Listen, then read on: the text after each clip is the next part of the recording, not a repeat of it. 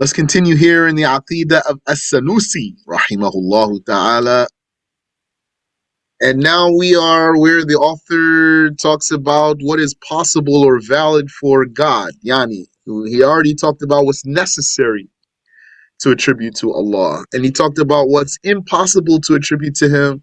And now he wants to finish this case and talk about what is possible or valid to attribute to God. Jaiz. He says, وَأَمَّا الْجَائِزُ فِي حَقِّهِ تَعَالَى فَفِعْلُ كُلِّ مُمْكِنٍ أَوْ تَرْكُهُ. What is possible or valid for God, exalted is He, is doing anything possible or not, yani, or not doing so.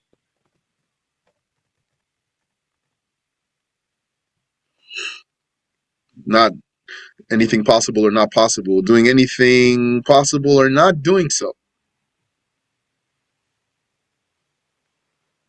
Yani, leaving it. Doing meaning creating. Creating anything possible or not creating it. This is valid to attribute to Allah Tabaraka wa Ta'ala. And it's just that simple. This is going to refer to his doings, not to the attributes of himself.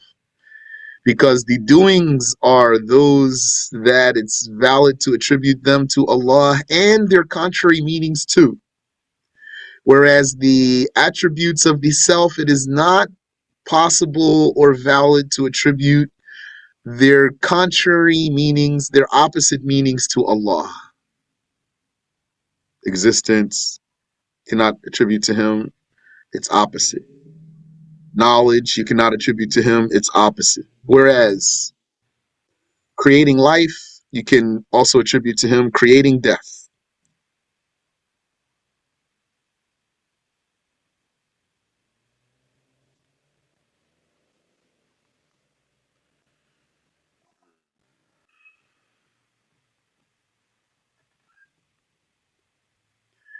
Then he goes on to argue for God's existence.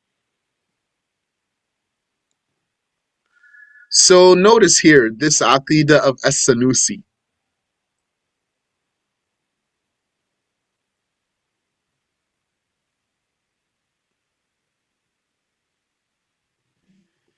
It doesn't go far from the meaning of the two shahadas, the basic meaning of the two shahadas.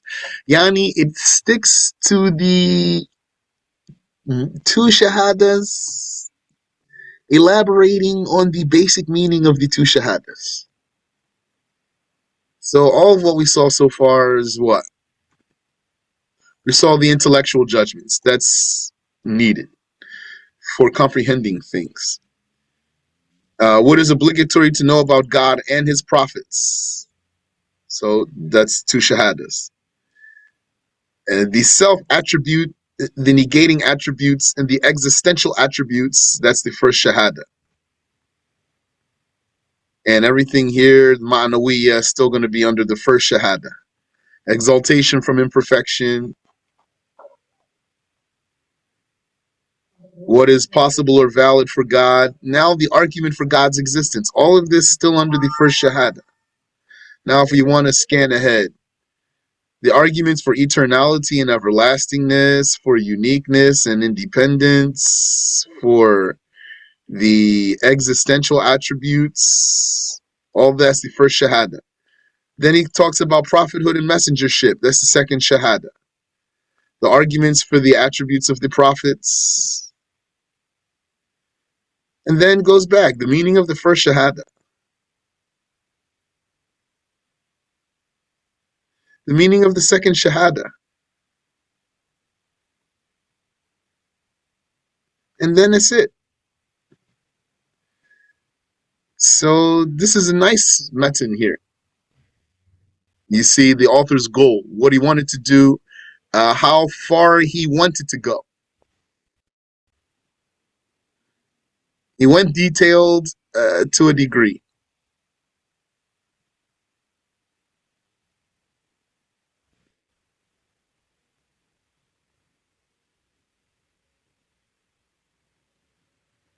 So he said, أما برهان وجوده تعالى فحدوث العالم. Concerning the argument for God's existence. So Burhan usually translates as evidence. The evidence for God's existence, so translating it here as argument.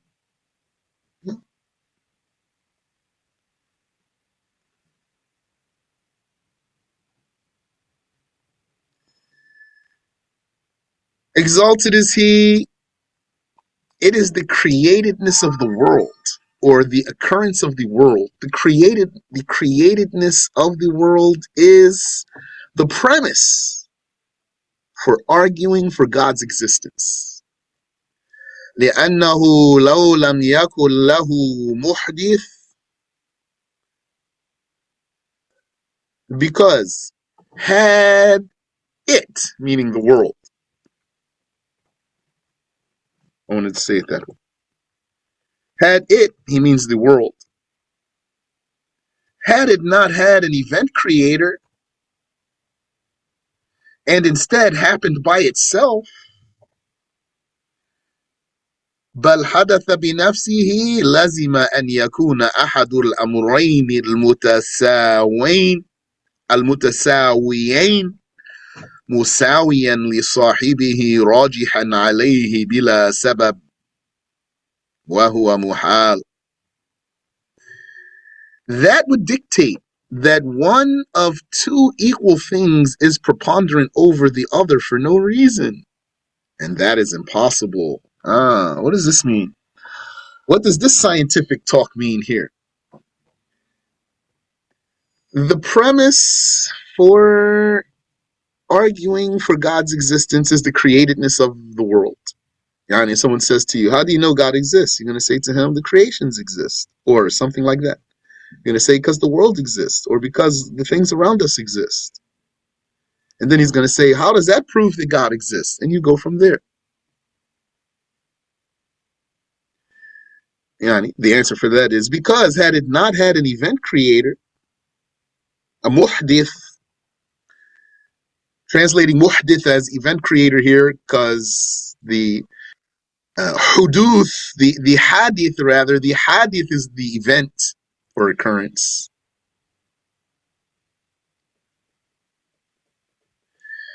And so the muhdith is the one who makes events occur or occurrences occur. So that's why it says event creator with a dash. Had the world not had an event creator, and instead it happened by itself.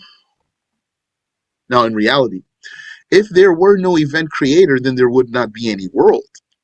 What this argument is saying here, well, had there not been an event creator for the world, but yet the world was still existing, and so it happened by itself, then that would dictate that one of two equal things is preponderant over the other for no reason. What does that mean? Yani, what are the two equal things here? Existence and non-existence for a possibility. A possibility's existence versus its non-existence. Those are the two equal things. Had the world not had an event creator, and instead it happened by itself, so it came from nothingness into being without an event creator, had that been the case, then the existence of this possibility, which is the world itself is the possibility in question. The existence of this possibility would be preponderant over its non-existence, while they are equal, unless there's something to give preponderance to one over the other.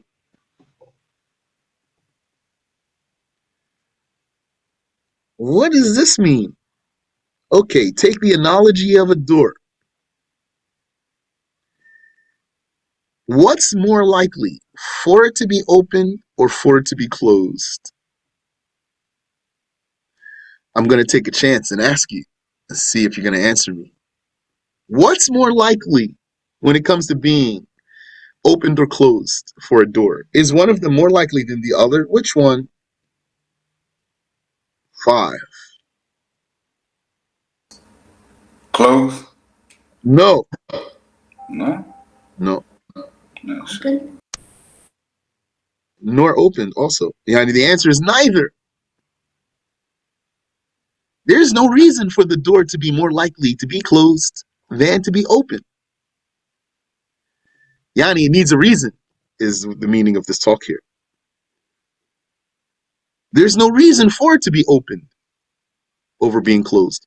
There's no reason for it to be closed over being opened, not by itself. If the door were open, you'd say, why is the door open?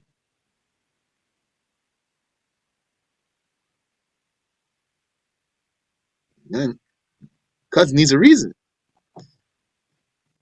But probably said that because he expected it to be closed. Because if you expected the door to be closed and it was open, you'd say, why is the door open?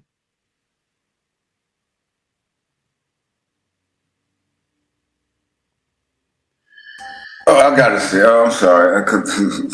There has to be a reason why the door open and closed. If I seen the Yes. door closed, because I would have asked, well, why is that door closed? Yes. Somebody had to close it or open it. Okay, I got it. I'm sorry. Yeah. Same thing for the existence of the world or any possibility. The same thing for the existence of any possibility. Why does it exist? Or why doesn't it exist? It's going to exist if Allah made it exist. And if He didn't make it exist, it won't exist. Yani, neither of those is more likely for the world to be existent or not. Neither of those is more likely for the world. So, if the world occurred, without an event creator, then its existence, which is equal to its non existence, would have been preponderant over its non existence, meaning, would it be equal to its non existence? For no reason. I'm going according to the author's words here. There's a comment to make, but I'm just first saying what the author is saying.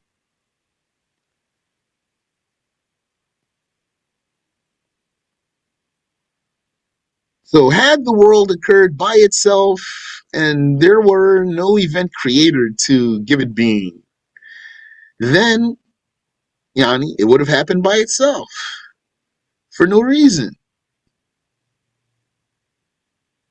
Now, this statement sounds like it means Allah has a reason. Yeah, that's what the statement actually means. But, and we don't say that, but I just am saying the way the author said first, and then I will comment.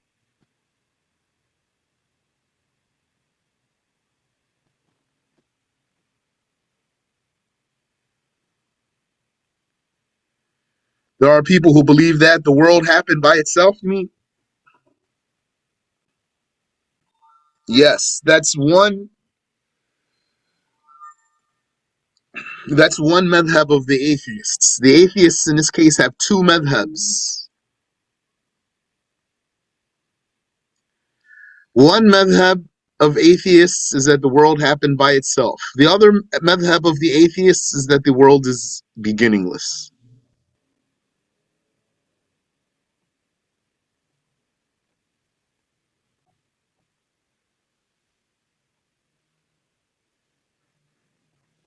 And as for the people who say the world doesn't exist, who are they?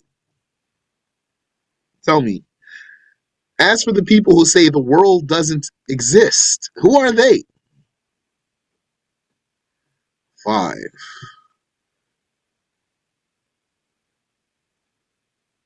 4,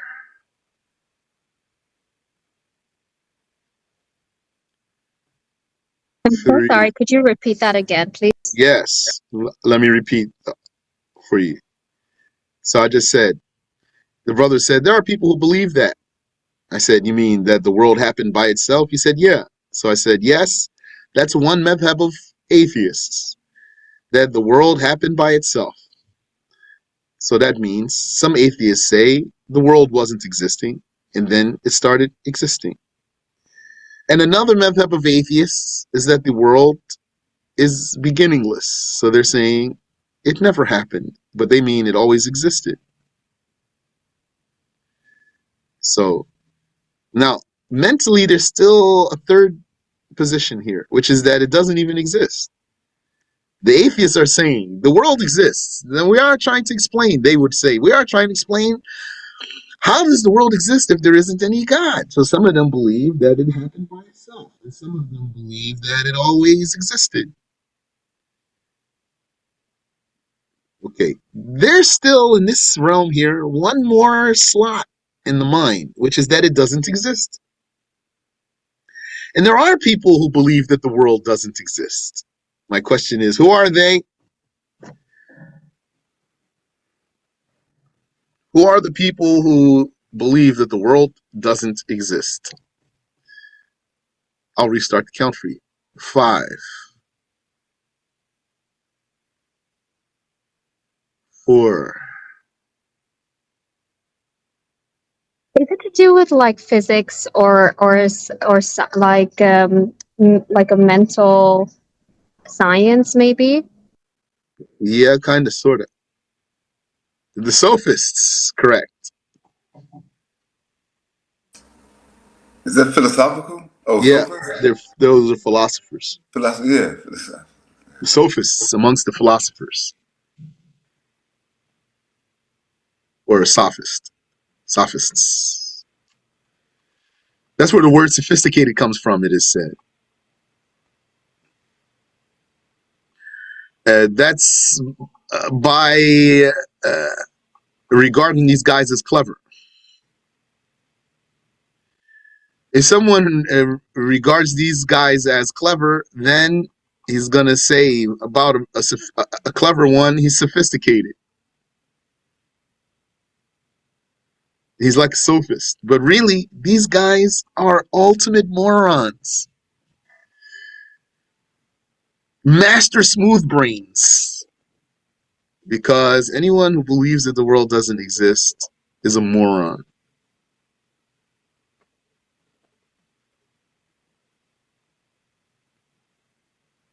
How did the scholars say you refute the sophist? How did the scholars say you refute the sophist? 5. Tell me, please. 4.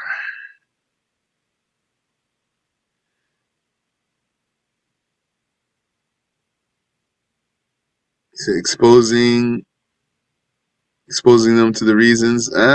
There's something. I'm looking for it. 3.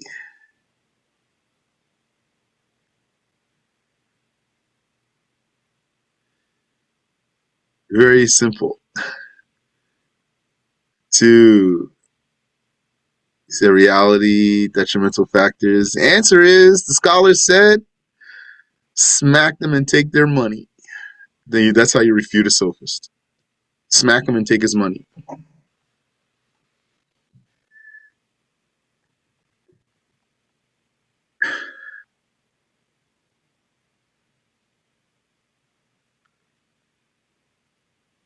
How does that refute him? Because when he complains, tell him, no, don't worry about it. It's just a figment of your imagination.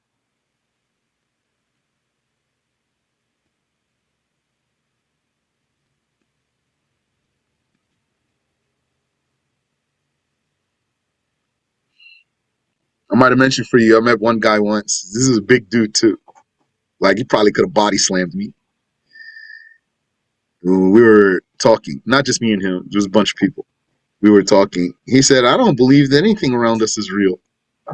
So I said to him, how about if I smack you and take your money? Then the look on his face was as if I really smacked him. Then Allah knows if he ever said that again in his life. Maybe he never said that again, inshallah.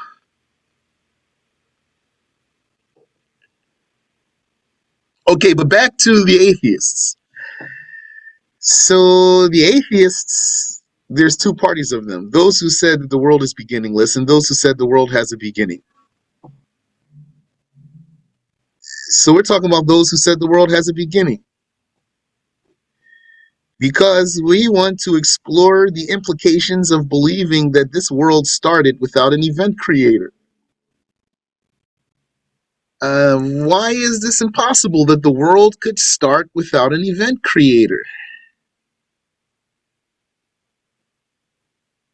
Because the world's existence is a possibility in itself, just as the world's non existence is a possibility.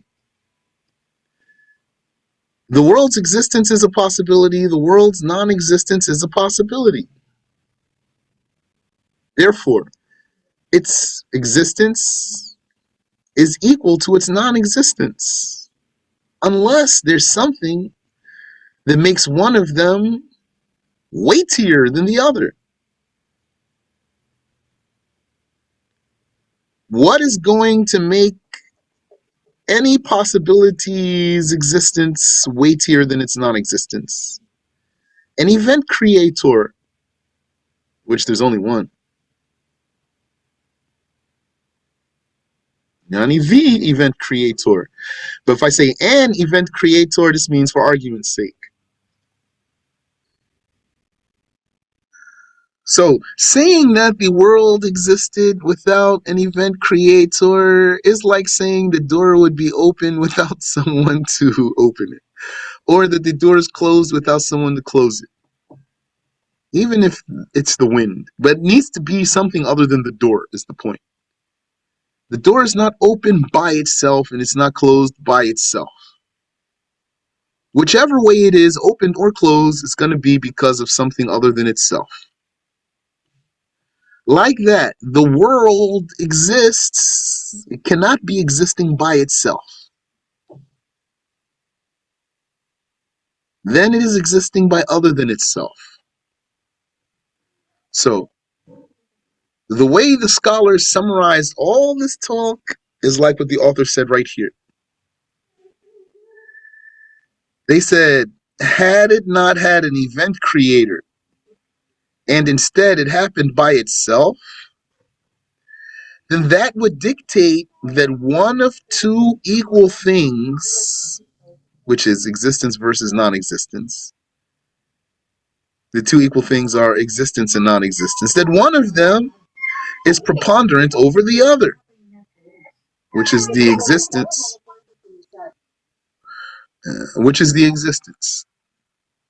in this case we are talking here.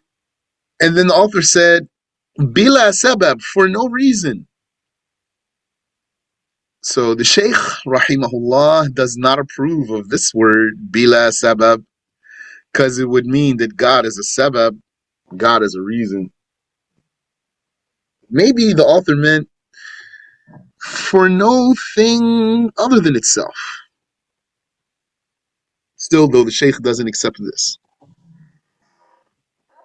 We're just thinking well of the author here, that maybe he meant for no thing other than itself. And that is impossible.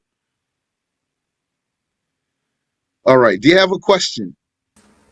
Sheikh, does the Arabic say that for no reason? Yeah, it says bila sabab right here, without reason. There's no question there. I'm going to keep going.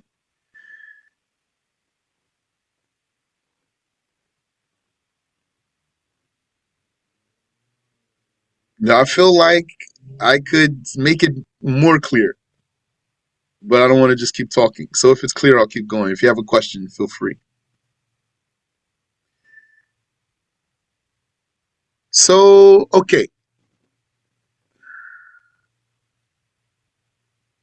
It's clear. Okay.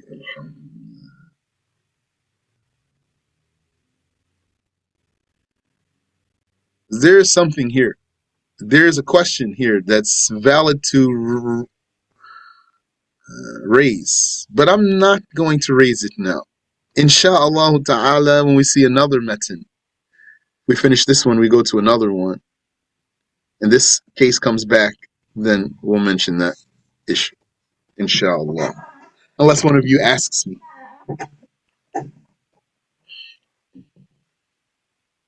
Not ask me to mention it. If one of you mentions it, then I'll talk about it for you.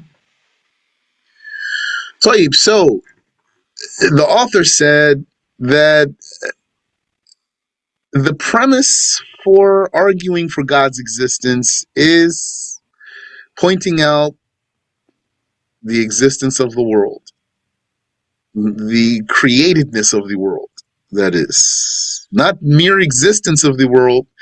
Existence and createdness are not synonyms, because Allah exists without createdness. But the createdness of the world, pointing out the createdness of the world. You might say the existence of the world. Someone says, how do you know God exists? You might say, because the world exists. And that's fine. No big issue. If you say, I know God exists because the world is created, then he might argue with you and say, well, you weren't there to see the world be created. How do you know it's created? Then you need to follow up. Or you might say, I know the creator exists because of the occurrence of the world. The occurrence of the world.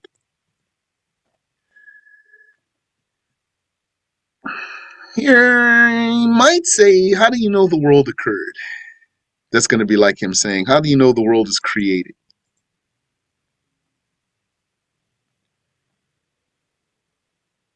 How do we know the world occurred? So, Sanusi wants to tell us how to argue for that too. That's why this booklet is Baraheen. This is the suppository of fundamental arguments. The fundamental arguments you need for verifying the basic meanings of the two shahadas are here.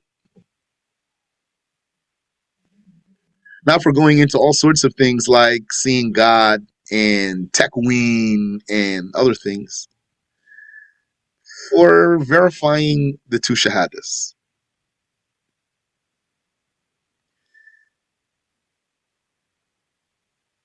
So the evidence for the world's createdness is its being bound to fleeting properties. وَدَلِيلُ حُدُوثِ الْعَالَمِ مُلَازَمَتُهُ لِلْأَعْرَاضِ الْحَادِثَةِ. The evidence for the world's createdness is its being bound to fleeting properties. من حركة أو سكون أو غيرهما, such as or weather, motion, weather,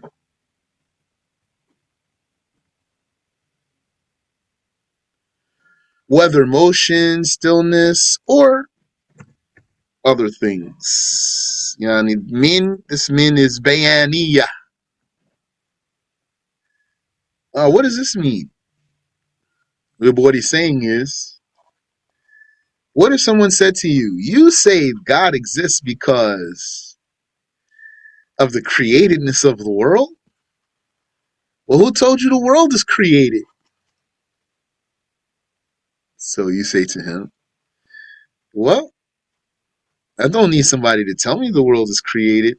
I can reason that the world is created. So maybe he'll say, what's your reasoning then? So you say to him, my reasoning that the world is created is that the things around us are always changing.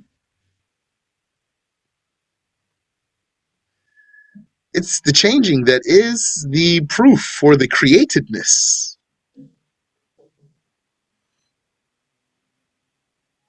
So if he says, how is that? You say to him, because this world is bound to fleeting properties. Fleeting means going, coming, and that's what it means here is coming and going. Properties that come and go, come and go, come and go. The night, then the day, then the night, then the day. And then the seasons, the winter, spring, fall, summer, fall, winter, spring, summer, fall, winter, spring, etc. And babies are born and old people die. Today a baby was born, today an old person died. The world is going on. It's changing. the weather changes, etc. So these fleeting properties, these temporary qualities that are coming and going, the world cannot escape them. The world would not be existing without them.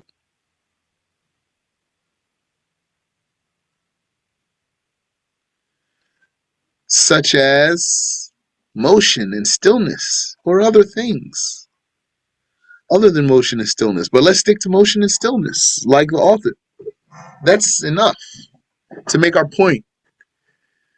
Right now, you are, yani, Allah knows what's your case. Are you moving or are you still? Yani, a car.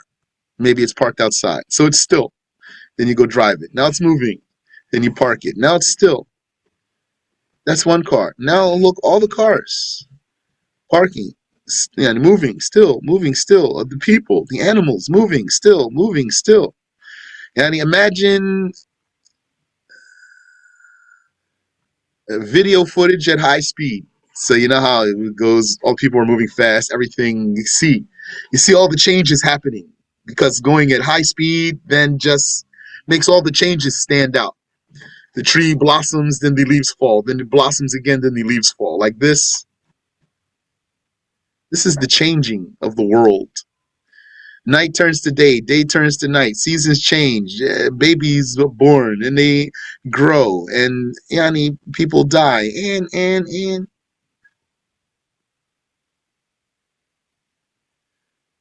look in some spots, they would say there used to be a river here, now it's just a canyon, no water here.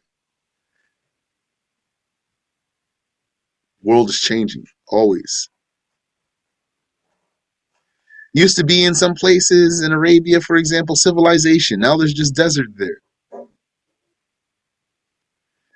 So the world is changing. It has fleeting qualities. This is the evidence for the createdness of the world.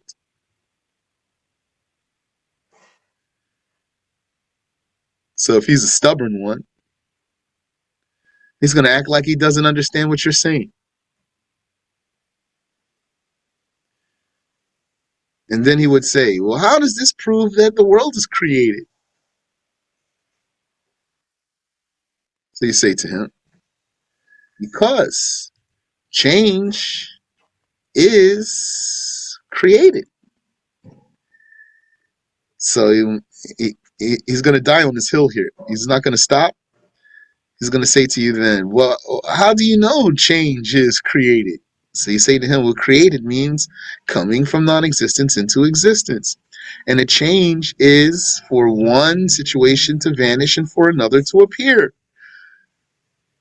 Therefore, change is the greatest sign of createdness.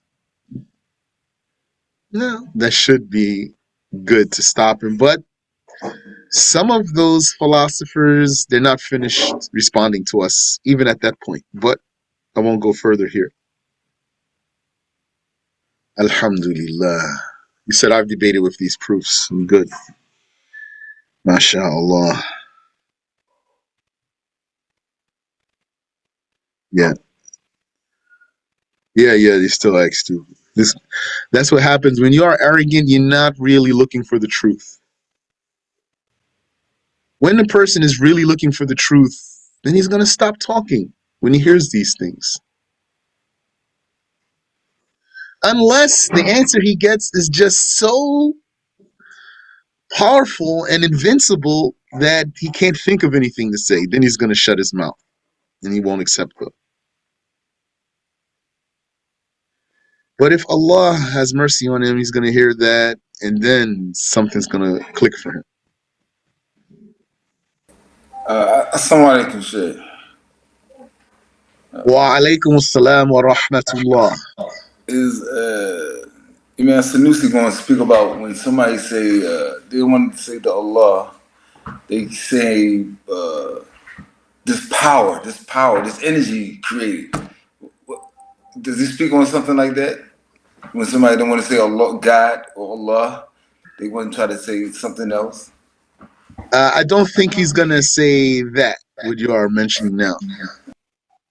Yani, because the answer for that is to say what created this world is not the word you are using. Like some people say, intelligent, an intelligence. This world proves an intelligence. We're going to say, no, not an intelligence, a creator.